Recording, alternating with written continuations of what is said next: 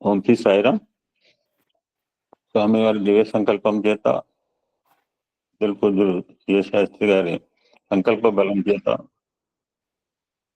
మీ అందరి యొక్క కోఆపరేషన్ చేత ఎవరివేరు ఆపరేషన్ లేదు, నో కోఆపరేషన్.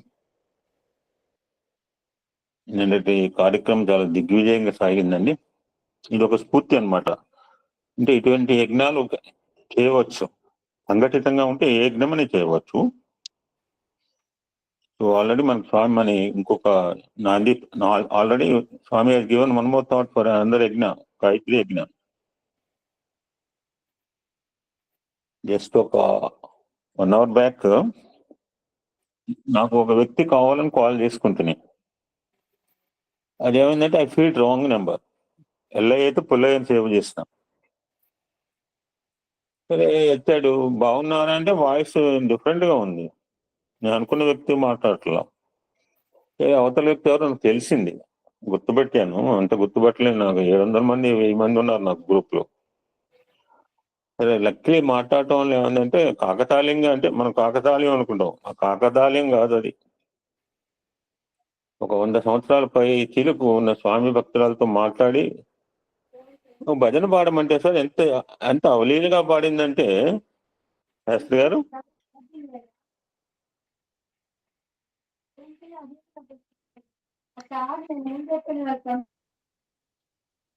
సాయిరాం శాస్త్రి గారు. సో సాయిరామ్, అందరికి నమస్కారం. నాకు తెలిసిన వాళ్ళు అబౌవ్ 100 years డివోటీ ఆవిడే సార్. ఓ అట్లానా? I happen to met her personally. వాళ్ళ అల్లుడు గారు వాళ్ళ అల్లుడు గారికి 75 దాకా ఉంటాయి. చెప్పారన్నమాట, చెన్నై నుంచి లక్ష్మీనారాయణ గారు మన ఇంటికి వచ్చారు కదా అంటే ఎంత ఆనందంతో ఎప్పుడు పాత భజన పాడింది సార్. నాకు తెలిసి సీనియర్ మోస్ట్ అంటే ఈవిడే మన కుప్పం విజయమ్మ గారు సార్. She's about 96, 97. ఆవిడ 2 సార్లు మాట్లాడింది. అబౌట్ షీజ్ ఇప్పుడు నేను మాట్లాడిన శ్రీమతి అబౌవ్ 100 years. అబౌవ్ 100 years అయినా ఒక భజన పాడమంటే ఎంత అనర్గళంగా. నిన్న నాకు భజనలో ఏమైందంటే, నేను వచ్చేద్దాం అనుకుంటే సుబ్రహ్మణ్యం పాడమంటే బుర్ర పట్టుకుంది. నాకు అర్థమైపోయింది అంటే బుర్ర పట్టుకుంది అంటే ఆవిడకి థాట్ రావట్లేదు సుబ్రహ్మణ్య భజనకి. సో మామూలు పాడుకోలే, నేను పాడతాను అని చెప్పాను. ఇప్పుడు 100 సంవత్సరాల ఆవిడ ఒక భజన పాడమంటే మరి నేను వెళ్ళలేదు ఆ భజన. ఇప్పుడు పురాతన కాలం పాతకాలం భజన పాడుకుందండి. ఆ విధంగా ఆవిడ ఆశీస్సులు పొందే అవకాశం నాకు అనుకోకుండా కలిగిందండి. నేను ఎవరికో చేద్దామని చెప్తే అక్కడికి వెళ్ళింది కాలు. చూసారా? Thank you sir, thank you so much. Sairam. అందరికి మొదలు పెట్టినా? ఎస్ సార్, మొదలు పెట్టమంటారా? ఎస్ సాయిరామ్. సో అందరికీ నమస్కారం. ఓం నమో భగవతే రుద్రాయ. అదే ఇప్పుడు మీరు మాట్లాడిన మాటలు విన్నాను. దీనికి దృష్టాంతం ఇట్లా మనం అర్థం చేసుకోవచ్చు. అనంతమైన విశ్వం అంతా వచ్చింది శబ్దంలో నుంచే. దాన్నే ఓంకార శబ్దం ఉంటాం. ఓంకార శబ్దం నుంచి విశ్వం అంతా వచ్చినప్పుడు అందులోంచి వచ్చినటువంటి ప్రత్యేకమైన ప్రాణశక్తి పరమైనటువంటి శబ్దాలనే మంత్రాలు అంటారు. ఆ మంత్రాల్లో కూడా అత్యంత ముఖ్యమైనటువంటి మంత్రాల్ని మహామంత్రాలు అంటారు. ఆ మహా అనే శబ్దం అన్నిటికీ ఉపయోగించరు.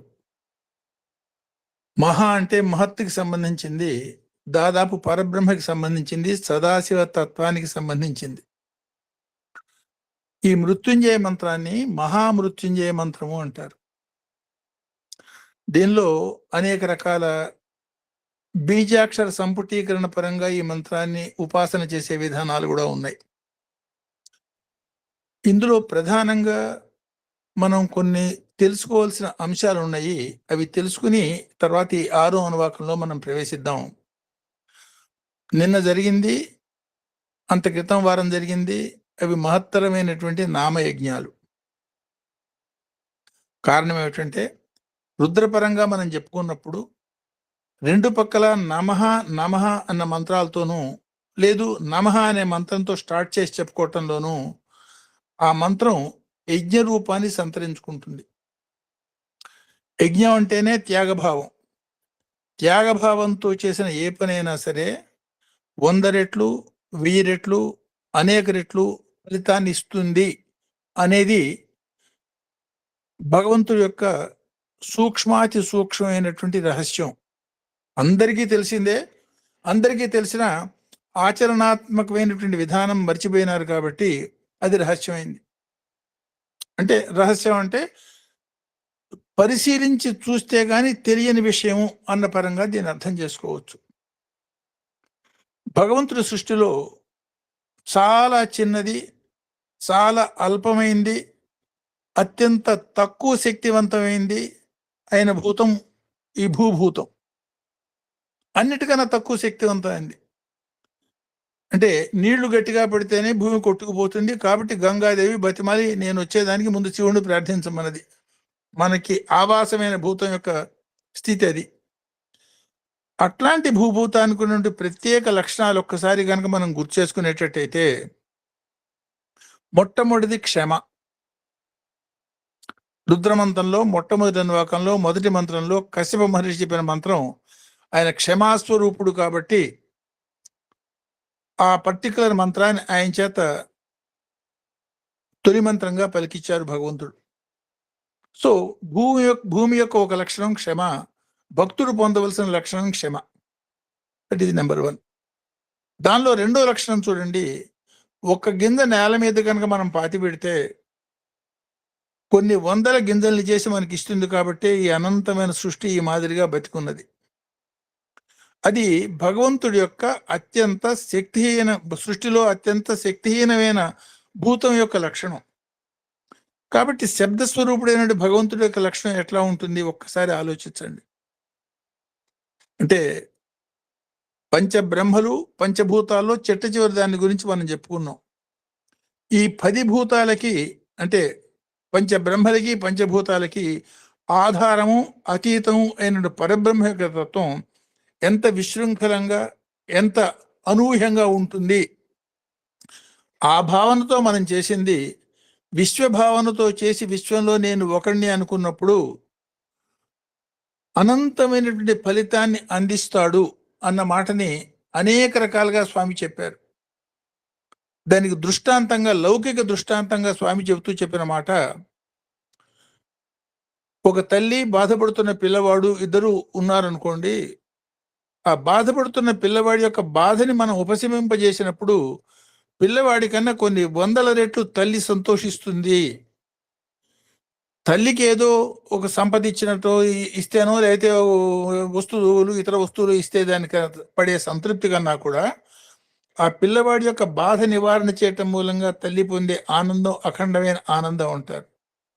అట్లా అనంతమైన సృష్టిని భగవంతుడి యొక్క పిల్లలుగా భావించి చేయగలిగిన భావనే సేవ, అదే త్యాగం. అందువల్ల ఈ అనంత విశ్వం యొక్క సుఖ సంతోషాల కోసం నేను చేస్తున్నాను అన్న సంకల్పంతో మనం చేసినప్పుడు ఆ ఫలితం ఎన్ని రెట్లు అవుతుంది అనేది అది భగవంతుడే చెప్పాలి. ఆ చేసిన వాళ్ళ యొక్క మనస్ఫూర్తిగా చేసిన ఫలితానికి కొన్ని వందల వేల లక్షల కోట్ల రెట్టిచ్చే తత్వం భగవంతుడి యొక్క తత్వం అని రుజువుపరిచేదానికే మన చేత ఆ సంకల్పం చేసి చేయించుకున్నారేమో. సో అదే కాకుండా ఇది మొదటి మృత్యుంజయ మంత్రం వినటం మూలంగా వాళ్ళు ఎవరో లేచారు, అన్ని ఆశలు వదులుకున్న వాళ్ళు తిరిగి వచ్చారు అనటంలో శబ్దస్వరూపమైనటువంటి భగవంతుడు శబ్దస్వరూపమైనటువంటి ప్రాణశక్తిని మనలో ప్రవేశించి దాని మూలంగా మనం చైతన్యవంతంగా ఉన్నాం కాబట్టి ఆ శబ్దతత్వాన్ని ఆధారం చేసుకుని చిట్ట చివరి దాకా ఆరోగ్యంగా ఆనందంగా సంతోషంగా జీవితాన్ని గడపగలగటం అనేది వేద ఋషులు మనకు అందించినటువంటి మహత్తరమైన ప్రాక్టికల్ సత్యం, అనుభవ సత్యం. సో లక్ష్మణుడు ఇందాక చెప్తూ 100 సంవత్సరాలు 96 సంవత్సరాల వయసు వాడు చాలా సక్రమంగా చాలా ఘనంగా ఎప్పుడుదో చాలా పాతకాల పాట పాడి ఆనందింపజేశారన్నప్పుడు మీరు చూడండి, సాధారణంగా ఇవాళ ఉన్నటువంటి వయసులో ఉన్న పిల్లలు కానీ రకరకాల అనేక రకాలుగా హాస్పిటల్స్లో మరణాలు పొందుతున్న వాళ్ళని చూసేటట్టయితే శారీరకంగా చాలా శక్తివంతులై ఉండి అవసాన దశలో మాట మాట్లాడలేని స్థితిలో మరణించటం అనేది కూడా మనం గమనిస్తూ ఉంటాం. అంటే ఈ మరణాలన్నీ కనుక మనం ఎవాల్యుయేట్ చేసి వాటి యొక్క అవగాహన అర్థం చేసుకుంటే, ఈ వేద పురుషులు లేదా వేదాధ్యయన పరులు లేదు ఆ మాదిరిగా భక్తిపరంగా ఉండేవాళ్ళు చూడండి, చిట్ట చివరి దాకా కూడా వాళ్ళ వాక్కు చాలా స్పష్టంగా ఏ రకమైనటువంటి ఇబ్బంది లేకుండా ఉండగలగటాన్ని మనం గమనించగలుగుతాం. అంటే మన శరీరంలో కూడా అధోభాగం కన్నా ఊర్ధ్వభాగాలు చాలా ఉన్నతమైనటువంటి శక్తివంతమైనవి. సో భగవద్భావనాపరమైనటువంటి జీవితాన్ని మనం జీవిస్తున్నప్పుడు అధోభాగాలకి, అంటే శారీరక సుఖపరంగా మనం పొందేదానికి ఉపయోగించే అధోభాగాలకి తక్కువ శక్తి పోవటము, మనని ఉదాత్తంగా ఊర్ధ్వగతికి తీసుకుపోయే ఊర్ధ్వభాగాలకి, అంటే మనస్సు, శిరస్సు, అసహస్రార స్థితి, ఇవన్నీ కూడా ఎక్కువ తేజవంతంగా వెలగటము ఈ వాగ్గేయకారులు, త్యాగరాజుని వాగ్గేయకారుడు అంటారు. ఏమిటి దాని అర్థం? వాక్కుని అనుసంధానం చేసుకుని భగవంతుడి యొక్క అనుభూతిని వాక్కు ద్వారా పొందినవాడు. అట్లాంటిది ఈ మంత్ర సాధనలోనూ భగవంతుడి యొక్క అనేక రకాల భజనలు మనస్ఫూర్తిగా హృదయపూర్వకంగా మనం పాడుకోవటం మూలంగాను, అదే భావంలో మనం ఉండటం మూలంగాను సాధ్యము అన్న మాటనే ఇండైరెక్ట్గా సోదరుడు లక్ష్మణ 96 ఏళ్ళు 100 సంవత్సరాల వయసులో ఉన్నవాడు హాళహళిగా ఏమాత్రం ఇదిగా చాలా తేలిగా పాట కలిగారు అన్న మాటని చెప్పటంలో అని అంతరార్థం. అంటే వ్యక్తిగతంగా సాధన చేసుకున్న దానికన్నా సమిష్టిగా చేసుకున్న సాధన యొక్క ఫలితం కొన్ని 100 రెట్లు ఉంటుంది. స్వామి చక్కటి ఎగ్జాంపుల్ చెప్పారు. 1-2 సార్లు ఇది ఆల్రెడీ మనం చెప్పుకున్నాం. ఒక పెన్సిల్నో లేకపోతే ఒక కట్టెపుల్లనో నిలబెట్టే ప్రయత్నం చేసేటట్టయితే ఎన్నిసార్లు ప్రయత్నం చేసినా అది కింద పడిపోతూ ఉంటుంది. అదే ఒక 100 పెన్సిళ్ళనో లేకపోతే 100 కట్టెలనో ఒక మోపుగా కట్టి ఆ మోపుని నిలబెట్టే ప్రయత్నం చేస్తే చాలా అప్రయత్నంగా ఏ రకమైనటువంటి ఎక్స్ట్రా ప్రయత్నం చేయవలసిన అవసరం లేకుండా అవి నిలబెట్టడం మనం చూస్తూ ఉంటాం. అంటే ఏమన్నమాట దాని అర్థం? ఆ సంఘటిత శక్తి ఒకళ్ళ యొక్క బలహీనతలు ఇంకొకళ్ళు కవర్ చేస్తూ ఉండే విధానంగా, అందరూ కలిసి నిలబడే విధానంగా ఆ సంఘటిత శక్తి పనిచేయటమే అందులో ప్రధానమైన ఉద్దేశం.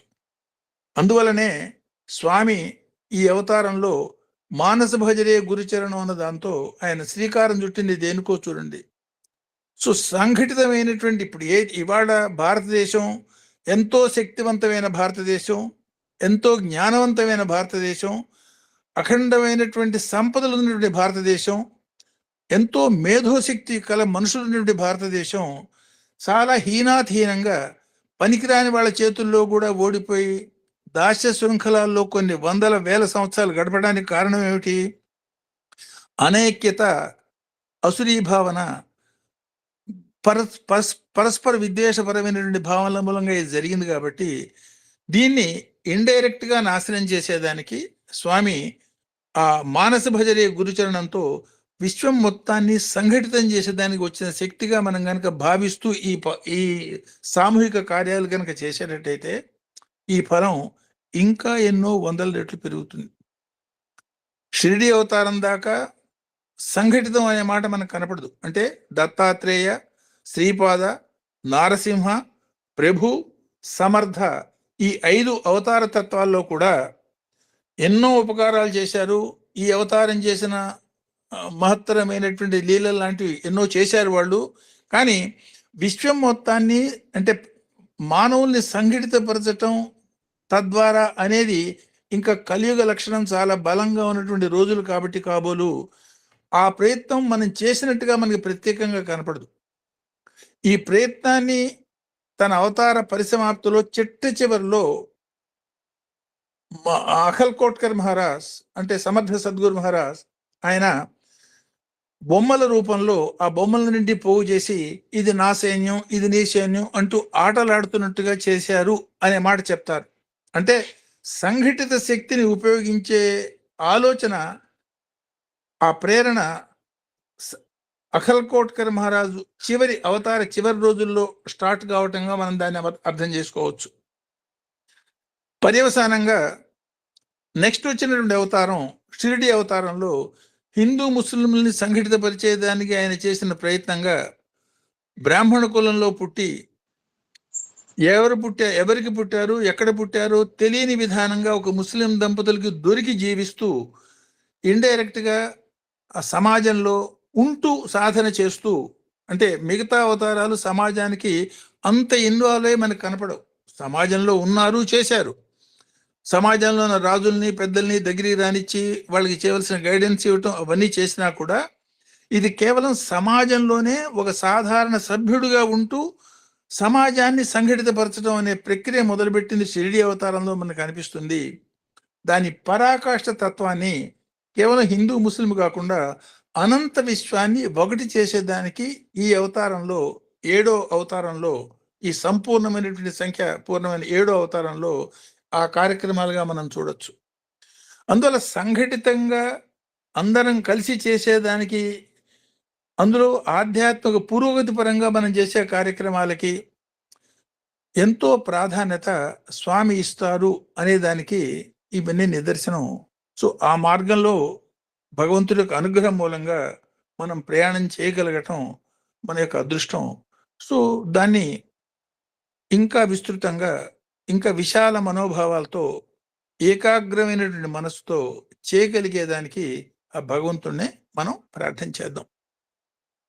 సో అందువల్లనే ఆ వేద పురుషులు ఏ మాదిరిగా వాళ్ళ చిట్ట చివరి దాకా వాళ్ళ వాక్కు చాలా స్ఫుటంగా ఉండి, అంటే భగవన్ నామాన్ని మనసులో చేయగలిగి వాక్కులో చెప్పగలిగే విధానమైన జీవితం చిట్ట చివరి దాకా వాక్కు దృఢంగా ఉండగలగటానికి సంకేతం.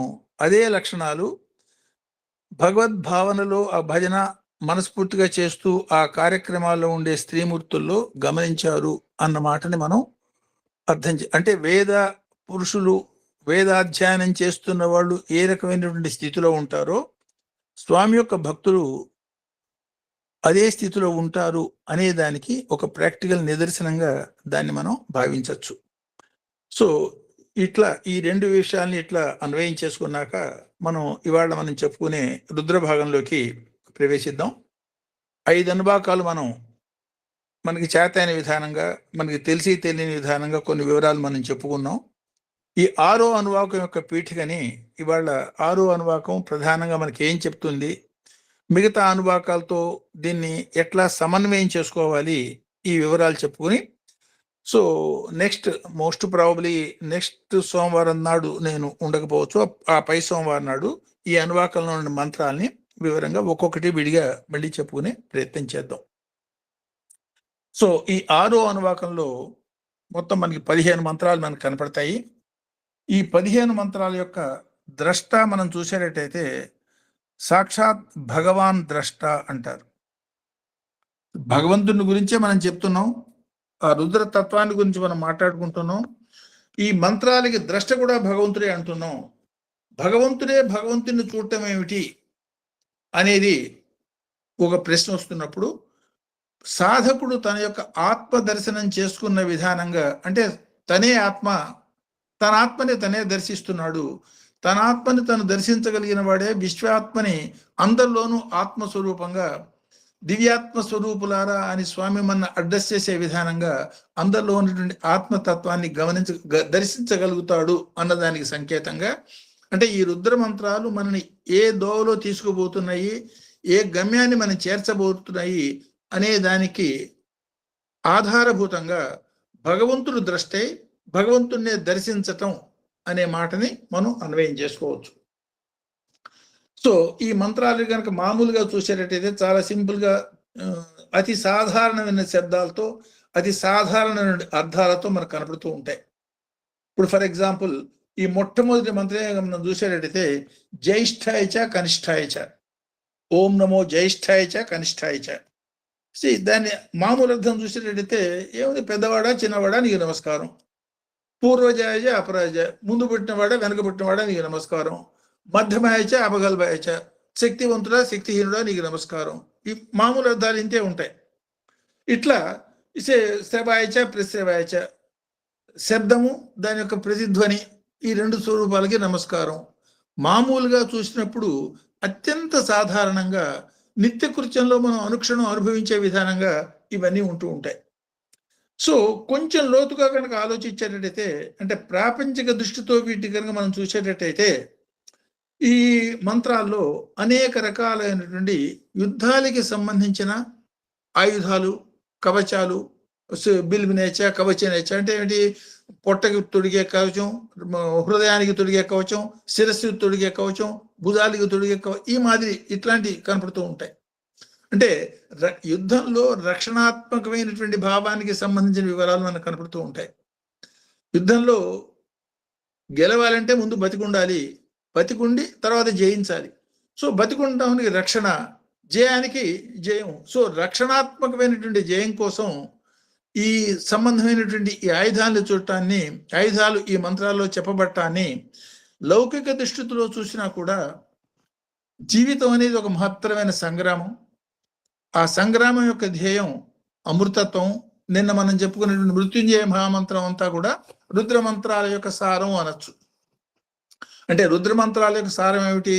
శతరుద్రియ దర్శన అనుభూతి. శతరుద్రియ దర్శన అనుభూతి అంటే ఏమిటి? భగవాన్ సత్యసాయి బాబా మనల్ని అడ్రస్ చేస్తున్నప్పుడు దివ్యాత్మ స్వరూపులారా అని అడ్రస్ చేసినట్టు. నవ్వులాట కూడా ఆయన నోటం పెడితే నిజమే వస్తుంది. మనందరిలో ఉన్నటువంటి ఆత్మతత్వాన్ని ఆయన దర్శిస్తూ మనకి చెప్తున్నారు కాబట్టి ఆ మాదిరి స్థితి నేను కూడా పొందాలి అనేదే రుద్రం యొక్క ధ్యేయం. అట్లా పొందినవాడు ఏమవుతాడు అంటే మృత్యుంజయుడు అవుతాడు. అంటే రుద్ర మంత్రాల యొక్క అనుభూతిని పొందటం మూలంగా ఏ స్థితి వస్తుంది అనేది నిన్న మృత్యుంజయ మహామంత్ర పరంగా మనం చెప్పుకున్నాం. సో దానికి ప్రాక్టికల్ ఎగ్జాంపుల్ ఎవడయ్యా అంటే ఆ ద్రష్ట మార్కండేయ మహర్షి. సో మార్కండేయ మహర్షి పరంగా కనుక రుద్రమంత్రాన్ని కొంచెం అన్వయం చేసుకునేటట్టయితే ఒక్కసారి ఆ మార్కండేయ మహర్షి యొక్క జన్మ వృత్తాంతాన్ని ఒక్కసారి గుర్తు చేసుకోండి. మృకండ మహర్షికి పుత్రుడు మార్కండేయుడు. మృకండ మహర్షి ఎన్నో చాలా గొప్పవాడు. సప్త ఋషులు వాళ్ళ ఇంటికి వచ్చేంతటి గొప్పవాడు ఆయన. ఎంతో మంది ఋషులు వాళ్ళ అనుక్షణం వస్తూ పోతూ ఉండేవాడు. సంతానం లేదు అనే బాధపడు, అంటే జన్మతః ఆయనకి సంతానం లేదు. ఏ జన్మల అనేక జన్మల కర్మల ఫలితాలు ప్రతివాడికి తప్పవు కాబట్టి ఆయనకు కూడా కర్మతః జన్మతః సంతానం లేదు. ఆ సంతానం లేని దానికి సంతానం లేదు అనే చింత భార్యాభర్తలకి ఇద్దరికీ కలగటం. అందులో చూడండి, భార్య ఒక సలహా చెప్తుంది. ఎంతో మందితో, ఈయన మహాజ్ఞాని, చాలా తెలియగలవాడు, ఎంతో మందికి ఎన్నో చెప్పించుకునేవాడు. ఆ భార్య చెప్పిన సలహా ఏమిటంటే, మీరింత గొప్ప భక్తులు కదా, శివభక్తులు కదా, దీనికోసం మనం చింతపట్టేందుకు, ఏ చింత అయినా పోగొట్టే శక్తి భగవంతుడికి ఉన్నది కాబట్టి ఆ భగవంతునే ప్రార్థిస్తే పోలేదా అన్న. అప్పటిదాకా ఆయన అసలు ఆలోచన రాదు. అంటే విశ్వం అందరికీ మేలు చేసే తత్వం, అందరితో మంచి అనే కూడా తనని గురించి తను ఆలోచించుకునే లక్షణం లేదు. ఆ భార్య చెప్పిన మాట అప్పుడు నిజమే కదా అనిపించి భగవంతుని ప్రార్థన చేస్తాడు. ఆయన కూడా పరీక్ష చూడండి. ఈ పరీక్ష ఎందుకు ఈ మాటలు చెప్తున్నానంటే, నిత్య కృత్యంలో ఇవన్నీ మన జీవితంలో అనుభవాలు. సో మన తోటి వాళ్ళు, మన మేలు కోరేవాళ్ళు, మనకి చాలా ఇష్టలు, వాళ్ళు చెప్తున్న సలహాలకి మనం సాధారణమైనటువంటి ఎంత ఇంపార్టెన్స్ ఇవ్వాలో అంత ఇంపార్టెన్స్ ఇచ్చి తీరాలి అనే సూత్రాన్ని ఆయన జీవితం నుంచి మనం ఒకటి నేర్చుకోవచ్చు. రెండోది, ఈయన శివుడి గురించి ప్రార్థన చేయంగానే కొన్నాళ్ళకి ఆయన ప్రత్యక్షమై ఆయన పరీక్ష చేసే విధానం చూడండి. చాలా సంతానం కోసం తాపత్రయపడుతున్నాడు. ఈ సంతానం కోసం తాపత్రయపడుతున్న వాడిని పరీక్ష చేయటం. ఏమిటా పరీక్ష? జ్ఞాని అయినటువంటి అల్పాయుష్కుడు కావాలా, అజ్ఞాని అయినటువంటి దీర్ఘాయుర్దాయం కలవాడా, నువ్వే తేల్చుకో. ఈయన మీదే వదిలేశాడు.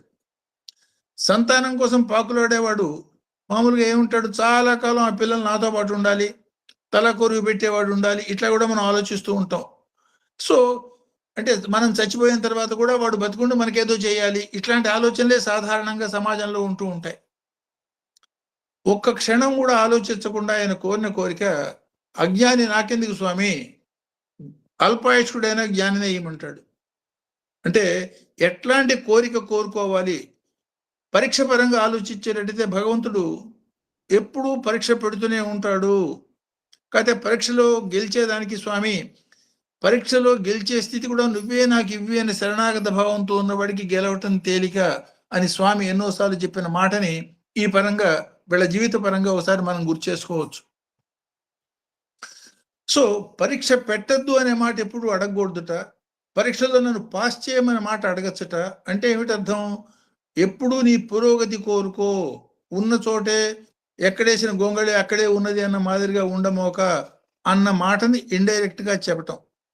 శివతత్వాన్ని గురించి అంటే మహేశ్వర తత్వాన్ని గురించి, బ్రహ్మ విష్ణు మహేశ్వరులో మూడో తత్వాన్ని గురించి మనం అనుకున్నది లయకర్త అంటే చంపేవాడు కాదు. లయకర్త అంటే ప్రస్తుత స్థితిని లయం చేసి నెక్స్ట్ ఉన్నత స్థితికి దోవ చూపించేవాడు. ఉన్నది పోతే తర్వాత కొత్తది వస్తుంది. 1వ తరగతి లయమైపోతే వాడు 2వ తరగతిలోకి పోతాడు.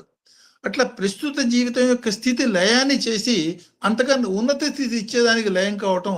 వాడు అధమ కర్మలు చేసుకునేటట్టయితే వాడి కర్మవశాత్ అధమ కర్మకి అనుభవించేటట్టుగా చేయటం. అంటే భగవంతుడు కేవలం ఒక రిఫరీ లాంటి వాడే తప్ప కర్మల్ని మన కోసం చేసేవాడు కాదు అన్న మాట కూడా ఇందులో మనకు అర్థమవుతుంది. సో పరీక్ష పెట్టాడు. ఈ మృకండ మహర్షి ఆ పుత్రుడిని కోరుకున్నాడు. ఆ కోరుకోవటం కూడా జ్ఞానిని కోరుకున్నాడు.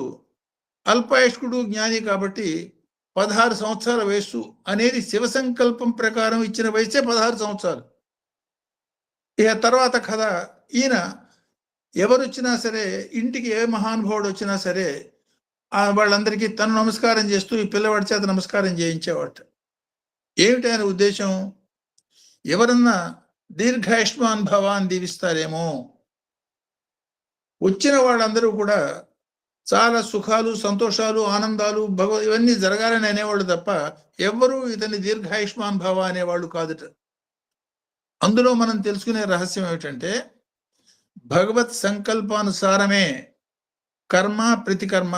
ఎవడి నోటం పెడితే ఏ మాట రావాలన్నా, ఎవడి చేత ఏ పని చేయబడాలన్నా భగవత్ సంకల్పానుసారమే జరుగుతుంది అన్న భావన మనకు మనసులో ఉండేటట్టయితే సొసైటీలో మనం తిరిగేటప్పుడు మనకు చెడు చేయాలనే భావన పక్కవాడికి రాకుండా ఉండే స్థితి సొసైటీలోనూ మనం ఊర్ధ్వగతికి పోయేదానికి అవకాశం మనకి ఉండే విధానంగా మన జీవితం ఉంటుంది అన్న సూచన అందులో నుంచి మనం తెలుసుకోవచ్చు.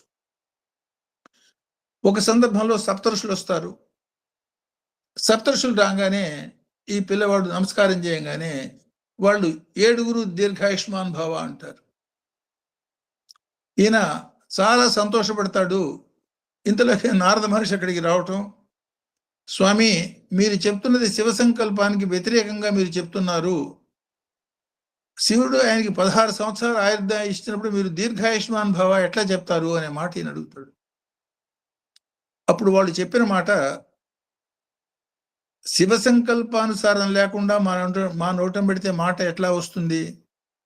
ఏ శివ సంకల్పానుసారం ఆయనకి 16 సంవత్సరాల ఆయుర్దాయం అయిందో అదే శివ సంకల్పానుసారం మా నోటం పెడితే కూడా ఆ మాట శివుడే తెప్పించాడు. అంటే ఏ మాదిరిగా మానవులు మాట్లాడటం, జీవించటం, తను చేస్తే మాటలు, కర్మలు భగవంతుడికి అర్పిస్తూ ఎట్లా చేయటం అనేది ఆ సప్తఋషుల యొక్క ఆ సూచన నుంచి మనం అన్వయం చేసుకుని అర్థం చేసుకోవచ్చు. సో వెంటనే ఈ సప్తఋషులు వాళ్ళ తిరుగు ప్రయాణంలో బ్రహ్మలోకానికి పోయి వాళ్ళు ఆ మాట చెప్తారు. ఇట్లా మా నోటం పెడితే వచ్చిన భగవంతుడి యొక్క వాక్కు ఆ పిల్లవాడిని మేము దీర్ఘాయుష్మాన్ భావాన్ని దీవించాము. బ్రహ్మఋషులకి నువ్వు ఇచ్చిన మాట ఒకటి ఉన్నది. వీళ్ళంతా బ్రహ్మ సృష్టి. బ్రహ్మఋషులందరికీ నువ్వు ఇచ్చిన మాట ఒకటి ఉంటుంది.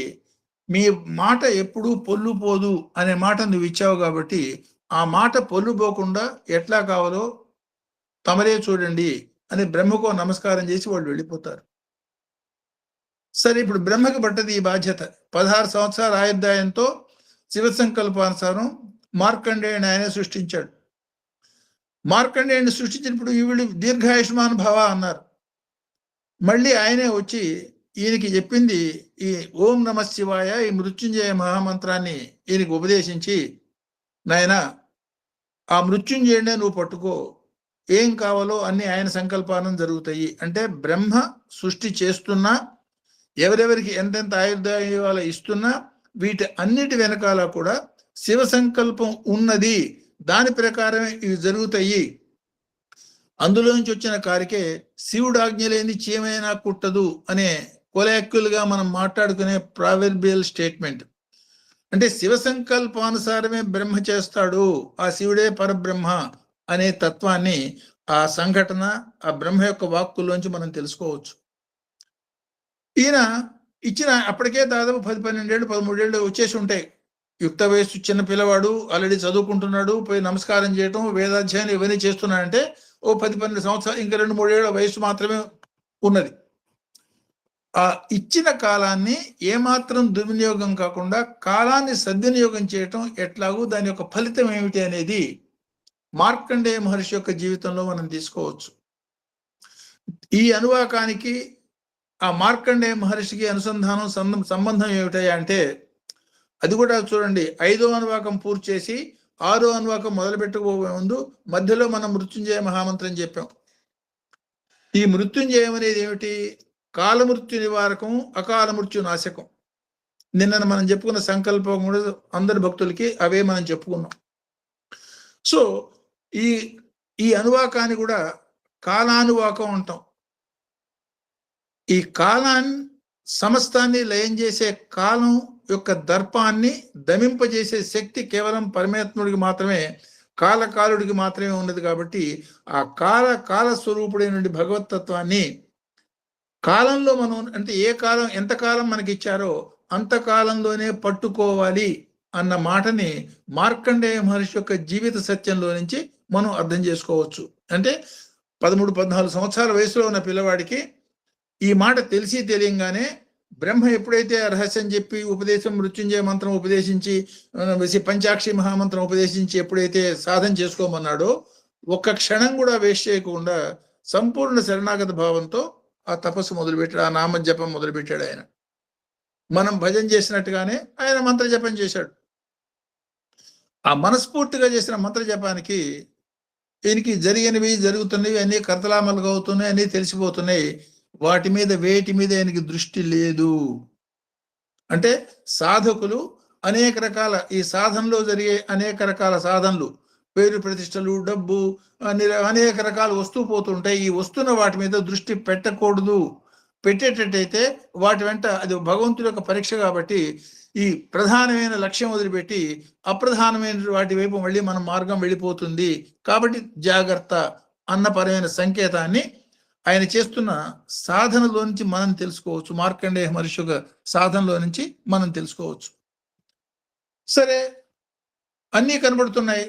16వ సంవత్సరం వచ్చింది, దాదాపు పూర్తయిపోతుంది. 16 సంవత్సరాలు పూర్తిగానే ఆయుర్దాయం కూడా పూర్తయిపోతుంది. యమధర్మరాజు ఈయన సాధారణ వ్యక్తి కాదు. యమకంకిని పంపించి ఆయన ప్రాణాన్ని తీసుకునే అవకాశం లేదు.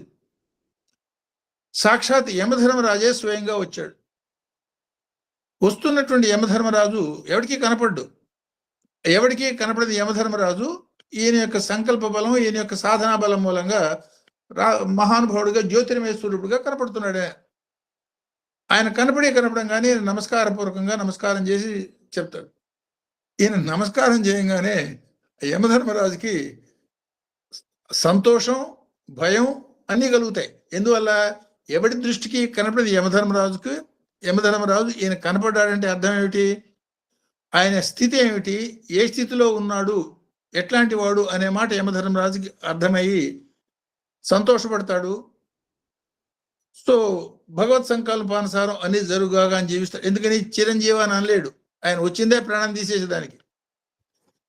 సరే, ఈయన వెంటనే యమధర్మరాజు ఎప్పుడు కనపడ్డాడు కాబట్టి, మహాజ్ఞాని యోగి అయితే తప్ప కనపడ్డాడు కాబట్టి, నాయన నీ కాలం పరిసమాప్తం అయిపోయింది, అందువల్ల నా డ్యూటీ ప్రకారం నీ ప్రాణాన్ని తీసుకుపోయేదానికి వచ్చాను అనే మాట చెప్తాడు ఈయనకి.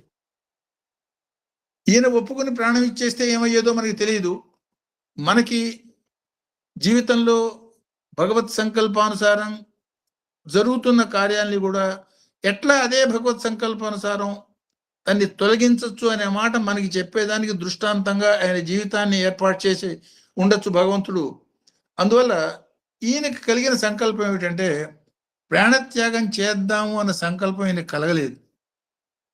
ఈయన నేను శివ సంకల్పానుసారం ఏదైతే అది చేద్దాం అనుకునే మాట అనగానే ఇంతలోకి ఆయనకు ఆయుర్దాయం పూర్తి కావటం, ఆయన యమపాశం వేయటం, ఈయన శరణాగత భవనంలో చంద్రశేఖర పాయమని ఆయన శివలింగాన్ని కావిలించుకోవటం, ఆ కథ మనకి తెలుసు. అందులో ఏమన్నమాట అర్థం, ఇక్కడ యమధర్మరాజు ఆయనే ధర్మరాజు, అన్ని రకాల యమనియమాలు అన్ని రకాల ధర్మాలు తెలిసినవాడు కాబట్టి యమధర్మరాజు. మృత్యుంజయ తత్వాన్ని ఎక్స్ప్లెయిన్ చేయగలిగిన వాడు, మనకి అందించేవాడే యమధర్మరాజు. అట్లాంటి యమధర్మరాజుకైనా సరే ధర్మము ధర్మ సూక్ష్మము అనే సంకట స్థితి వచ్చినప్పుడు గైడ్ చేయవలసిన ఏకైక శక్తి పరమేశ్వరుడే తప్ప తనంతట తానుగా నిర్ణయం చెయ్యలేడు, చెయ్యకూడదు అనే మాటని మనం ఈ యమధర్మరాజు ఈ విషయంలో మార్కండేయుడు యమధర్మరాజు విషయంలో మనం అర్థం చేసుకోవాల్సిన విషయం. ఆయన వచ్చింది దేనికోసం, సహజంగా తనకి ఏ పని మీద అయితే తనని నియమించారో శివాజ్ఞ ప్రకారం 16 సంవత్సరాలు అయిపోగానే ప్రాణం తీసుకుపోయేదానికి ఆయన వచ్చాడు. కానీ ఈయన శివభక్తుడు కాబట్టి శివభక్తుడి విషయంలో శివుడు ఏం చేయబోతున్నాడు అనే ధర్మ సూక్ష్మాన్ని ఆలోచించకపోవటమే ఆయన చేసిన పని, అంతకన్నా మనకేం కనపడదు. సరే, శివుడు ఆ శివలింగం నుంచి ప్రత్యక్షం కావటం, ఎడవకాలతో ఒక తన్ను తనటం, ఆ తనటం మూలంగా అందరికీ మృత్యువుని ఆపాదింపజేసే యమధర్మరాజు మరణించటం. సో ఈయన రక్షింపబడటం, ఈ పిల్లవాడిని తన ఊళ్ళో తీసుకుని అదే మొట్టమొదట దగ్గరికి తీసి ధైర్యం చెప్పి రక్షణ కల్పించి, తర్వాత సప్తఋషులు నిన్ను దీర్ఘాయుష్మాన్ భవ అన్నారు కాబట్టి సప్త బ్రహ్మకల్పాలు ఉండు అనేమాట. 16 సంవత్సరాల వయస్సు, 6 + 1 7, 7 అంటే సంపూర్ణత, సప్త ఋషులు సంపూర్ణత, ఈ సంపూర్ణత 7 బ్రహ్మకల్పాలు.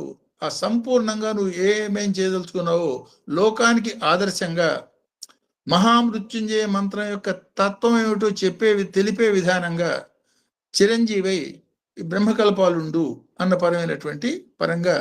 సో ఈ మంత్రం కూడా, ఈ 6వ అనువాకం కూడా కాలానువాకం అంటారు దీన్ని. ఎందుకని, కాలానికి సంబంధించిన లక్షణాన్ని, కాలం ఏ మాదిరిగా బ్రహ్మ విష్ణు మహేశ్వరులను కూడా తనలో లయం చేసుకుంటుందని అఖండమైన శక్తివంతమైన తత్వాన్ని, కాబట్టి దానికి అనుసంధానంగా కూడా నిన్న జరిగినటువంటి కార్యక్రమాన్ని దీన్ని మనం అర్థం చేసుకోవచ్చు. అంటే శివ సంకల్పానుసారం శివ సంకల్పాన్ని మార్చచ్చు అనే రహస్యాన్ని ఆనాడు మార్కండేయ మహర్షి చెప్పింది. ఇవాళ భగవాన్ సత్యసాయి బాబా సాక్షాత్తు ఆ శివశక్తి స్వరూపం కాబట్టి ఈ అవతారంలోనే ఈ మాట కర్తృం అకర్తృం అనిధా కర్తృం అన్న మాటని ఉపయోగించడం మనం చూడొచ్చు. మిగతా అవతారాలు ఈ పనులు చేసినా కూడా వాళ్ళెన్నడూ ఈ మాట అన్నట్టుగా మనకి పురాణాల్లో కానీ మిగతా శాస్త్రాల్లో కానీ దాఖలా లేదు. కృష్ణుడు ఆ కుబ్జని చాలా అందమైన స్త్రీగా మార్చటం, చనిపోయినటువంటి గురుపుత్రుడిని పట్టుకురావడం, ఇవన్నీ చేశారు. కానీ ఈ కర్తృం అకర్తృం అనిధాకర్తృం, నేను ఏది ఎట్లా జరగాలో దాని జరుపుతాను, ఏది ఎట్లా జరగాలో దాని కాకుండా వేరే విధంగా జరుపుతాను, ఏది ఎట్లా జరగాలో దాన్ని జరగకుండా దానికి ఆపోజిట్గా చేస్తాను అన్న మాటని ముఖతః ఒక శాసన రూపంలో చెప్పిన అవతారం ఇదే అనిపిస్తుంది. సో ఆ కాలం యొక్క స్వరూపాన్ని, దాని యొక్క లక్షణాల్ని ఈ అనువాకాల మంత్రాల్లో మనం చూడొచ్చు. సో ఈ అనువాకాల్ని సాధారణ దృష్టిలో కనుక చూసేటట్టయితే రక్షణాపరమైనటువంటి అనేక రకాల, అంటే జీవితం అనే యుద్ధంలో వీటిని రుద్రాన్ని కూడా సాంగ్రామికం అనుకున్నాం, గీతని సాంగ్రామికం అని చెప్తారు, అంటే యుద్ధక్షేత్రంలో చెప్పబడ్డవి. సో జీవితం అనే మహాయుద్ధంలో గెలుపు అనేది లక్ష్యం కాబట్టి గెలిచేదానికి ముందు రక్షణ, తర్వాత పురోగతి. ఈ రక్షణ పురోగతుల పరంగా అల్టిమేట్ ద్వంద్వమైనటువంటి మృత్యువు అమృతములో మృత్యువుని జయించి అమృతత్వాన్ని ఎట్లా పొందాలి, పొందే మార్గం ఏమిటి, దానికి కాలాన్ని ఎట్లా జయించాలి, అనే రహస్యమైన విషయాల్ని ఈ మంత్రాలు మనకి ఇండికేట్ చేయటం చూడొచ్చు. సో సాధారణంగా అత్యంత లౌకికమైన విషయాలుగా కనపడే పెద్దవాడ, చిన్నవాడ, మధ్యవాడ, కనిష్ట ఈ మాదిరిగా ఉన్న పదాల్లో ఉన్నటువంటి ఆ రహస్యమైనటువంటి తత్వాలు ఎట్లా ఉన్నాయి అనేది మనం తెలుసుకునే ప్రయత్నం చేద్దాము. ఇది కొంచెం కనుక సాధనా పరంగా కనుక వీటిని కనుక విశ్లేషణ చేసేటట్టు, అంటే పూర్వాపరాల పరంగా కనుక విశ్లేషణ చేసేటట్టయితే రెండో అనువాకం నుంచి మనకు నవక మంత్రాలు చెప్పుకోవటం మొదలుపెట్టాము. ఈ రెండో అనువాకం మానవ మహర్షి నుండి మృకండ మహర్షి ఒక 13 దర్శనాలు మనం అందులో గమనిస్తాం. మనం అది మానవ మహర్షి గమనించడంలో ఉద్దేశం ఏమిటి? అవతారు పైనుంచి కిందకి దిగుచ్చినటువంటి పంచబ్రహ్మస్వరూపాలు, పరబ్రహ్మతత్వం ఇవన్నీ కూడా మానవుడు తన సాధనలో పురోగతి పొందేదానికి మెట్లుగా, సోపానాలుగా తీసుకుని పైకి పోవాలి అన్న మాటని సంకేతిస్తూ రెండో అనువాకం ఒక మానవ మహర్షి యొక్క దర్శనంగా మనకు కనపడుతుంది. 2 నుంచి 3వ అనువాకానికి వచ్చేటప్పటికి ఆ 3వ అనువాకంలో అనేక రకాలైన కర్మలు, ఆ కర్మని జయించటం, ఆ సంచిత, ఆగామి, ప్రారబ్ధ, సో ఆది భౌతిక, ఆది దైవిక, ఆధ్యాత్మిక పరమైన విధానాల్లో అనేక కర్మలు మనని పట్టి బాధించటం, వాళ్ళ నుంచి బయటపడే ప్రయత్నం చేయటం పరమైన మంత్రాలన్నీ కూడా ఆ చెప్పిన వాడు కర్మాధికారి అయినటువంటి ఎవరెవరు ఏ కర్మ చేస్తే వాళ్ళకి ఆ ఫలాన్ని అందించే మహారుద్రుడు, రుద్ర రూపంలో, అంటే భగవంతుడు రుద్ర రూపంలో ఆ మంత్రాన్ని మనకి సూచించడం 3వ అనువాకంలో మనం చూడొచ్చు. 4వ అనువాకం వచ్చేటప్పటికి 4 అనగానే తురియ సంఖ్య, మోక్ష సంఖ్య, ధర్మ, అర్థ, కామ, మోక్ష. బ్రహ్మచారి, గృహస్థు, వానప్రస్థ, సన్యాసి, ఆ తురియతత్వం, ఆ తురియతత్వాన్ని ఇండికేట్ చేసే 4వ అనువాకంలో అంశ మహర్షి, అంటే భగవంతుడి యొక్క అంశ అయినటువంటి దూర్వాస మహర్షి అంశ యొక్క లక్ష్యం సంపూర్ణం కావటమే. భగవంతుల నుంచి మనం బయటకు వచ్చాం, మన లక్ష్యం ఏమిటి అంటే ఆ భగవంతుల్లో చేరిపోవటమే. ఆ గమ్యాన్ని ఇండికేట్ చేసేదానికి ఆ 4వ అనువాకం మళ్ళీ అంశ మహర్షి చేత చెప్పబడ్డది. అంశ మహర్షి ఆ 4వ అనువాకం చెప్పిన తర్వాత ఈ సృష్టి అంతా ఎట్లా జరిగింది, ఈ ప్రపంచంలో మనం ఒక భాగం కదా, ఈ భాగం అనేది అంటే మొత్తంలో ఒక చిన్న అంశ, మనం ఈ చిన్న అంశ అయినటువంటిది ఆ మొత్తంలో కలిసిపోవాలని అవసరం ఉంటుంది, దానికి ప్రపంచం ఎట్లా ఏర్పడ్డది అన్న విధానాలన్నీ కూడా 5వ అనువాకాన్ని మహాసింహు పరంగా భగవంతుడు చెప్పడం చూడొచ్చు. అంటే constructive part of the god, శంభువనాని ఇది Shambhu. So destruction part of the god, constructive part of the, so ఆ శంభుతత్వమైనటువంటి భగవంతుడు 5వ అనువాకాన్ని చెప్పడం చూడొచ్చు. ఈ 5 అనువాకాల తర్వాత మళ్ళీ 6వ అనువాకానికి వచ్చాం. ఈ 6వ అనువాకంలో భగవాన్ ద్రష్ట అంటున్నాం. అంటే అన్ని భగవానే కదా, రుద్రుడు భగవానే, శంభు భగవానే, భగవాను భగవానే. ఈ భగవాన్లలో తేడా ఏమిటి? దీన్ని ఇట్లా మనం అన్వయించుకోవచ్చు. అంటే అనేక రకాలైనటువంటి కర్మలతో మనం పుట్టాము. మనం సంకల్పం చెప్పుడు జన్మాంతర సంస్కార వశాత్కృత, ప్రస్తుత జన్మ భావవశాత్కృత, అరిషడ్వర్గ విజృంభణ వశాత్కృత అని సంకల్పం చెప్పుకున్నాం. అనేక రకాల కర్మలు మనం చేస్తూ ఉంటాం. ఆ కర్మల యొక్క లంపటం మనకు ఉన్నంతకాలం జన్మ కంప్లీట్ కాదు. కాబట్టి ముందు ఆ కర్మల నాశకం కావాలి. ఆ కర్మల నాశకం కోసం ఏ తత్వాన్ని మనం ఆరాధించాలంటే అగ్నిమయమైనటువంటి రుద్రతత్వాన్ని కర్మల నాశనం కోసం, అంటే యోగాగ్ని దగ్ధ కర్ములు దగ్ధం చేసేదానికి అవసరమైన, కర్మదగ్ధం చేసేదానికి అవసరమైనటువంటి చిదగ్ని స్వరూప రుద్రతత్వాన్ని 3వ అనువాకంలో దాని ఆవాహన చేత ముందు కర్మల్ని దగ్ధం చేసుకోండి. చేస్తే ఏమవుతుంది?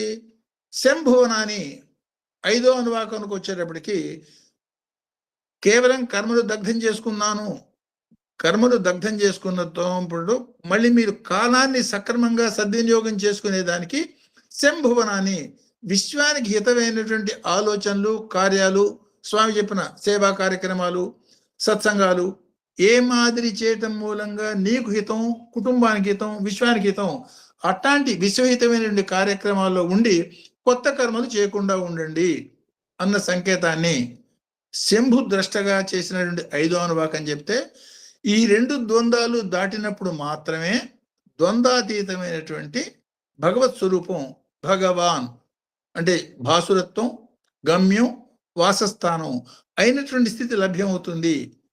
దాన్ని కాలాన్ని ఇచ్చిన కాలంలో కాలాతీత స్థితికి పోయి దాన్ని పొందవలసి ఉంటుంది అన్న సంకేతంగా ఈ 6వ అనువాకంలో ఉన్న ఈ చిన్న చిన్న సింపుల్ గా కనపడే ఈ మంత్రాన్ని సాక్షాత్ భగవాన్ ద్రష్టగా దర్శించారు అని అనుకోవచ్చు. అంటే అన్ని భగవత్ స్వరూపమైనా సరే వాటిల్లో ఉన్నటువంటి ఆ సున్నితమైనటువంటి తేడాని ఇట్లా మనం అర్థం చేసుకోవచ్చు. అంటే మనకి చదువు కావాలి, సరస్వతీదేవిని ప్రార్థన చేస్తాం. డబ్బు కావాలి, లక్ష్మీదేవిని ప్రార్థన చేస్తాం. జయం కావాలి, దుర్గాదేవిని ప్రార్థన చేస్తాం. అందరూ దేవీ స్వరూపాలే. ఒకే అమ్మవారి యొక్క ముగురమ్మల మూలపుటమ్మ, ఒకే తల్లి యొక్క వైవిధ్యమైనటువంటి రూపాలు. కాబట్టి ఏ రూపాన్ని ఏ సందర్భంగా ధ్యానం చేసి ఏ రకమైనటువంటి ఫలాన్ని పొందాలి అన్న పరంగా 3వ అనువాకంలో ఉన్న రుద్రతత్వాన్ని, 5వ అనువాకంలో ఉన్న శంభుతత్వాన్ని, ఈ 2 తత్వాల్ని సరైనటువంటి వినియోగం మూలంగా శోభుడైనటువంటి మానవుడు 2 లక్షణాలు మంచి చెడు అనే ద్వంద్వాలతో పుట్టిన మానవుడు ఈ మంచి ఈ చెడు రెండింటినీ బ్యాలెన్స్ చేసినప్పుడు ఈ రెండిటికి అతీతమైనటువంటి మృడస్థితి చేరతాడు. ఆ మృడస్థితిని ఈ భగవాన్ తత్వంగా మనం అర్థం చేసుకోవచ్చు. సో ఈ సాధనాభావంలో ఈ అనువాకంలో ఉన్న మంత్రాన్ని ఇట్లా మనం అర్థం చేసుకోవచ్చు. సో ఇదే ఇందులో 15 మంత్రాలు ఉన్నాయి అన్నాం. సంఖ్యాశాస్త్రపరంగా 6 అనేది సాధనాపరమైన సంఖ్య. అంటే సాధన ద్వారానే నీలో ఉన్నటువంటి ద్వంద్వీభూతమైనటువంటి తత్వం, మంచి చెడు అనే 2 ద్వంద్వాలు, విశ్వం అంతా మానవుడంతా ప్రపంచం అంతా కూడా ద్వంద్వాలతోనే నిండి ఉంటుంది. కాబట్టి ప్రపంచం అతీతమైనటువంటి ద్వంద్వాతీత స్థితి పోయేదానికి మానసికంగా ఈ 2 ద్వంద్వాల్ని అతిక్రమించి నువ్వు ముందుకు పోవాల్సి ఉంటుంది అన్న ఇండికేషన్ని ఈ మంత్రాలు మనకి చెప్పటం. దానికి అవసరమైంది సాధన. అనువాకం 6వ అనువాకం. అనువాకంలో మంత్రాలు మళ్ళీ 15, మళ్ళీ ఆ సంఖ్య 6. ఈ వ్యక్తిగత సాధన మూలంగానే నువ్వు దీన్ని పొందగలుగుతావు అన్న సంకేతాన్ని 6. ఈ 6కే అరిషడ్ వర్గాలు చూసినా 6, మిత్ర షడ్వర్గాలు చూసినా 6. సాధనాపరమైనటువంటి సాంకేతికంగా 6వ చక్రం ఆజ్ఞాచక్రం లేదు రుద్ర గ్రంథి అంటాం, అది కూడా 6వదే. ఈ 6 అనేది సాధనాపరమైనటువంటి పంచ తత్వానికి 1 కలపటం. ఆ 1ని పొందేదానికి మనం చేసే ప్రయత్నంగా దీన్ని ఇట్లా అన్వయం చేసుకోవచ్చు. అందువల్ల వీటిల్లో ఇది ఒక యాంగిల్, ఈ 15 అనేది ఒక యాంగిల్. రెండోది అత్యంత సాధారణంగా జీవితంలో అనుక్షణం మనకు కనపడే అది జ్యేష్ఠాయచ కనిష్ఠాయచ, రోజు పెద్దవాడు చిన్నవాడు రోజు చూసేవే. అయితే మంచి చెడు, శబ్దము, దాని ప్రతిధ్వని. అంటే నిత్య జీవితంలో మనం అతి సాధారణంగా చూసే చిన్న చిన్న సంఘటన అయినటువంటి ద్వంద్వాలను తీసుకొని అసాధారణమైన భావాన్ని ఆధ్యాస అంటే ఏమిటి? అతి సాధారణమైనటువంటి చిన్న విషయంలో అసాధారణమైనటువంటి దైవభావాన్ని ఎట్లా అనుభవంలోకి తెచ్చుకోవాలి అన్న వివరాన్ని మనకి చెప్పటంగా ఇందులో మనం చూడొచ్చు. సో ఉన్నతమైనటువంటి అమృతత్వ లక్ష్యాన్ని మనం సాధించేదానికే సో ఎంత చిన్న విషయంలో కూడా ఎంత ఉదాత్తమైన భావం ఉండాలి అనే పరమైనటువంటి అన్వయం ఇందులో చేసుకోవచ్చు. 5వ అనువాకంలో మంత్రాలు ఏ మాదిరిగా చిన్న చిన్న ద్వంద్వాలుగా ఉన్నాయో ఈ 6వ అనువాకంలో మంత్రాలు కూడా అదే మాదిరి ఆపోజిట్ ద్వంద్వాలు ఉంటాయి. ఈ ఆపోజిట్ ద్వంద్వాల యొక్క లక్ష్యం ఏమిటంటే 2 ద్వంద్వాల్ని తెలుసుకుని రెండిటికి అతీతంగా పైకి పో, అప్పుడే నువ్వు ద్వంద్వాతీతుడు అవుతావు. ఈ ద్వంద్వాతీతత మూలంగానే త్రిగుణాలని అతీతంగాను ద్వంద్వాలకి అతీతంగాను ఆ స్థితి పొందినప్పుడు మాత్రమే ఈ ప్రపంచం 3+2 5 ప్రపంచం ఈ పంచభూత సంబంధ పంచబ్రహ్మ సంబంధ పంచభూతాలకి పంచబ్రహ్మాలకి సంబంధించిన ఈ ప్రపంచానికి అతీతంగా భగవంతుల్లో ఐక్యం అయిపోయే స్థితి సాధ్యమవుతుంది అన్న సంకేతంగా మనం చెప్పొచ్చు. సో దీనికి ప్రధానమైన లక్ష్యాలు ఏమిటాయంటే మనం జీవించినప్పుడే దీన్ని సాధించాలి. కాబట్టి జీవనం అనేది ప్రధానం. మనం ఒక కాలంలో ఉన్నాం. మనకి ఒక కాలం ఒక ఈ జీవితానికి ఒక కాలం ఇచ్చారు. అంటే జీవం అంటే మనలో ఉన్నటువంటి చైతన్య శక్తి. ఈ చైతన్య శక్తి ఒక పర్టికులర్ కాలం, 100 ఏళ్ళు, 70 ఏళ్ళు, 80 ఏళ్ళు, 90 ఏళ్ళు, 100 ఏదో కొన్ని ఇచ్చిన సంవత్సరాలు ఉంటుంది. నీకు ఇచ్చిన కాలంలోనే ఈ కాలాన్ని అధిగమించవలసిన అవసరం నీకున్నది. కాబట్టి ఈ 2 లక్షణాలకి ప్రాధాన్యం ఇచ్చే ఈ అనువాకాన్ని కాల జీవ అనువాకం అంటారు. లేదు కాల కళాకాష్ట. కళ అంటే ఏమిటి? అన్ని రకాల మార్పులు. కలనం అంటే అన్ని కలిపి చూసుకో. సంకలనం అనే అన్నిటినీ సమన్వయం చేసుకుని అనుభవించేదానికి ఇవ్వబడ్డది కాలం. కాబట్టి ఈ సమస్తాన్ని కలనం చేసేది కాలం.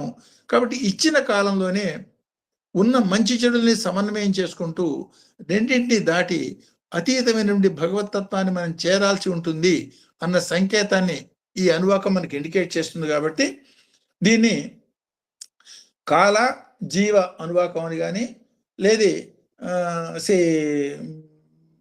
దీన్నే కళాకాష్ట అంటే కళాకాష్టాది రూపేణ పరిణామ ప్రదాయని అని అమ్మవారి పరంగా చెప్తాం. అంటే గడియారంలో 2 ముళ్ళు ఉన్నట్టుగానే ఈ అనుక్షణం చెలుస్తున్నటువంటి ఈ కాలం, ఈ ద్వంద్వీభూతమైన ప్రపంచంలో చెలుస్తూ అనుక్షణం మన ఆయుర్దాయాన్ని దహించేసే కాలం, ఆ కాలం పూర్తయ్యే లోపలే పొందవలసిన అనేక రకాల మార్పులు మనకి పట్టుకొస్తూ ఉంటుంది. ఈ మార్పులు జరగకుండా ఉండాలంటే ఈ కాలానికి అతీతమైన స్థితి మనం పోయినప్పుడు మాత్రమే ఈ మార్పులకి అతీతం స్థితి మనం పొందగలుగుతాము. సో అందుకనే అమ్మవారి పరంగా మనం చెప్పిన నిత్య యవ్వన అంటాం. ఎప్పుడు చూసినా 16 ఏళ్ళేట. ఎప్పుడు చూసినా 16 ఏళ్ళు అంటే ఏమిటి? కాలం యొక్క ఎఫెక్ట్ నీ మీద లేదు అని అర్థం. అంటే కాలాతీతాయ నమః అనే మాట చెప్తున్నాం. సదా బాల రూపాపి గణేష్ని చెప్తాం. సదా బాలం ఏంటి? ఎప్పుడు బాలుడు ఎట్లా ఉంటాడు అంటే కాలం యొక్క ఎఫెక్ట్ ఆయన మీద లేదు. ఎవరి మీద కాలం యొక్క ఎఫెక్ట్ ఉండదో ఆ భగవతత్వం. సో ఇచ్చిన కాలంలోనే మనం దాన్ని పొంది ఆ స్థితి పోవాలి. కాబట్టి కళాకాష్టానుభవం, కాలాజీవానుభవం అన్న పేరుతో దీన్ని మనం పొందొచ్చు. సో దీన్ని జ్యోతిర్మయమైనటువంటి అన్వయం కనుక మనం చేసుకునేటట్టయితే ఆద్యంతరహితమైనటువంటి జ్యోతిర్మయ రుద్రతత్వంగా దీన్ని అర్థం చేసుకోవచ్చు. కారణం ఏమిటంటే సృష్టికి కారణభూతమైంది నిప్పు నీళ్లు. దీనికి వాటిని ఆధారంగా చేసుకుని సృష్టి చేసిన వాడు బ్రహ్మ, పోషిస్తున్నవాడు నారాయణమూర్తి, విష్ణుమూర్తి. ఈ ఇద్దరూ కలిసి చేసుకున్నటువంటి ఇందులో ఎవరు గొప్ప? ఒక సందర్భం మనం చెప్పుకున్నాం. ఇది ఈ జ్యోతిర్మయమైనటువంటి అరుణాచల జ్యోతిర్మయ దర్శనం, ఆ కొండ ఆవిర్భావానికి కారణం ఈ బ్రహ్మ విష్ణులో వచ్చినటువంటి ఎవరు ముందు ఎవరిని చూశారు అనే మాటకి ఆ ఇద్దరిలో ఎవరు ముందు ఎవరు వెనక అనే దానికి ఆ ఇద్దరి మధ్యలో వచ్చినటువంటి ఆ జ్యోతిర్మయ లింగపరమైనటువంటి అన్వయం అవుతుంది. సో నాడీ పరంగా దీన్ని అన్వయం చేసుకునేటట్టయితే ఇడ పింగళ బ్రహ్మ విష్ణులని, ఆ మధ్యలో వాటిని దాటి పైకి పోతూ బ్రహ్మరంధ్రం దాటి పైకి పోతున్న నాడిని సుషుమ్నా నాడని, మన శరీరంలో బ్రహ్మ విష్ణు మహేశ్వరులు వాళ్ళని, బాహ్య ప్రపంచంలో బ్రహ్మ విష్ణు మహేశ్వరులు సృష్టికర్త, స్థితికర్త, ప్రోగ్రెసివ్ అయినటువంటి లయకర్త. ఆ మాదిరి అన్వయం ఈ అనువాకం మనకి ఇండికేట్ చేస్తుంది. సో ఈ భావాలన్నీ కూడా ఈ మంత్రాల్లో, రాబోయే మంత్రాల్లో మనం చూడబోతున్నాము. ఈ మంత్రాలు వచ్చినప్పుడు ఈ ఒక్కొక్క మంత్రంలో ఏ భావం ఎట్లా మనకి ప్రస్ఫుటం అవుతుంది అన్న వివరాన్ని ఆ మంత్రాల్లో మనం చూడొచ్చు. సో ఇట్లా this is we can call it as introduction to the 6th అనువాక. సో ఇందులో ఇప్పుడు దీన్ని ఇక్కడ కంక్లూడ్ చేస్తాను. ఈ చెప్పిన మాటల్లో ఏదైనా సందేహం లేదు ఫర్దర్ ఎక్స్పాన్షన్ ఏదైనా కావాలనుకునేటట్టయితే దాన్ని అడగచ్చు. ఈ మంత్రం యొక్క ఇది మొత్తం ఈ 15 మంత్రాలు ఒకే ఒక మహాదర్శనం. అంటే ఒకే ఒక దర్శనంలో 15 స్థాయిల్లో ఆ తత్వాన్ని ఎట్లా దర్శించుకున్నారనేది ఈ 15 మంత్రాల యొక్క సమిష్టి రూపమైనటువంటి ఆ భగవతత్వాన్ని నటరాజ శివంగా ఇట్లా చెప్తారు. సో ఆ మంత్ర రూపాన్ని ఇట్లా మనం భావించవచ్చు. వ్యాఘ్రాజనం అభయప్రదం జటాధరం నటరాజం మందస్మిత ముఖాంబుజం బ్రహ్మానందప్రదం శివం. సో వ్యాఘ్రాజనుడు అంటే వ్యాఘ్ర చర్మాన్ని ధరించిన వాడు, అభయముద్ర పట్టినవాడు అభయప్రదుడు, జటాధరుడు అంటే కపర్దీ స్వరూపుడు, నటరాజం విశ్వమంతా తనే అయి కణలు చిన్న సూక్ష్మాతి సూక్ష్మమైనటువంటి పరమాణువులో నాట్య భంగిమలో అంటే ఎలక్ట్రాన్ ప్రోటాన్ల మధ్యలో కలుగుతున్న నాట్య రూపంలోను అనంతమైనటువంటి విశ్వంలో విశ్వమంతా తనే అయి నాట్యం చేస్తున్నటువంటి నటరాజ శివుడికి నమస్కారం. అంటే ఆయన ఎడం చేతిలో ధనస్సు, కుడి చేతిలో బాణం లీలగా పట్టుకున్నాడు. ఆ మాదిరి విశ్వం మొత్తానికి ఎడం చేతిలో ధనస్సు అంటే it is in almost in a resting position. So ఆహ్లాద ఆనందాలు అందరికి విశ్వం మొత్తానికి ఆహ్లాద ఆనందాన్ని ఇచ్చే ఆ మృత్యుంజయ దర్శనం ఇది. సో జ్యోతిర్మయమైనటువంటి బ్రహ్మానందప్రద నటరాజ శివుడుగా ఈ 15 మంత్రాల యొక్క ధ్యానాన్ని మనం చేసుకోవచ్చు.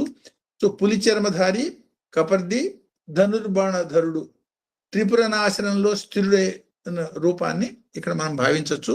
సో ఇది ఈ ఇంట్రడక్షన్ని ఈ మాదిరిగా ఇక్కడ ముగిస్తాను. ఇందులో ఏదైనా క్వశ్చన్స్ ఏదైనా ఉందంటే or any elaboration etcetera that you can ask me. అందరికీ నమస్కారం.